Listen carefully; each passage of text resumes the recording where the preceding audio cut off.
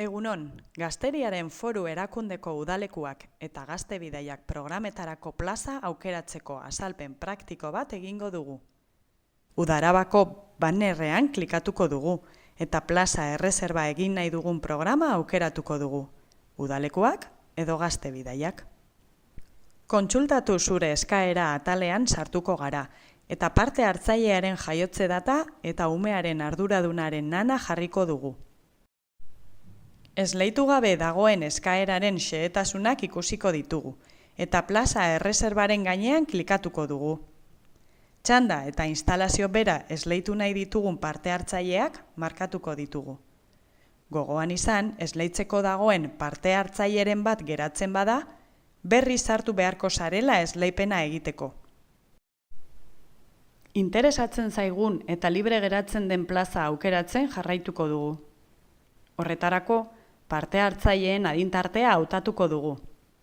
Nahi izanez gero, beste iragazkiak erabili ahal izango ditugu bilaketa selektiboagoa egin ahal izateko. Adintartea behin hautatuta, behekaldean adin horretarako eskuragarri dauden txandak eta plazak ikusi ahal izango ditugu, eta hoien artean aukeratu ahal izango dugu. 5 minutu dituzu erreserba egiteko, urrengo esleipenduna sartu baino lehenago. Denbora horretan ez bada erreserba bukatu, berriz aukeratu beharko duzu. Behin aukera hautatuta, erreserba baieztatzeko informazioa agertuko zaizu. Ados ez bazaude, berriz ikus ditzakezu aukeratzeko dauden txandak. Aukeraketa egin ondoren, erreserba berretsi beharko duzu. Egiaztatuta, 5 eguneko epea duzu ordainketa egiteko, eta eskatutako dokumentazioa igotzeko. Gogoratu, zure ziurtagiri elektronikoa edo baku beharko duzula dokumentazioa egoitza elektronikora igotzeko.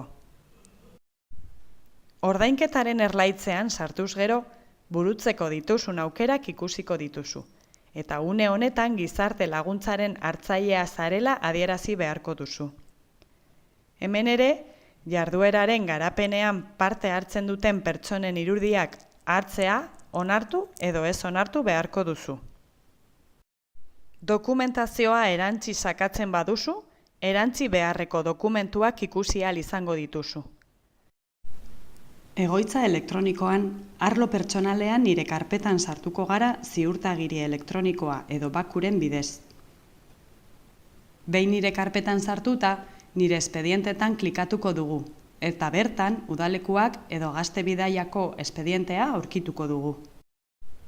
Gure dokumentuak erantzi ahal izango ditugu, ze dokumentu mota den eta fitxategiaren formatua adieraziz. Bukatzeko, laburpeneko PDF-a agertuko zaigu. Dokumentazioa igotakoan, sinatu eta bukatu klikatu behar dugu. Orduan, sinatzeko pantaila berri bat agertuko zaigu. Funtsezkoa da kudeaketa amaitzean sinatzea, bestela dokumentuak ez dira egoitzan gordeko. Tutorial honek prozesuan lagungarria izatea espero dugu.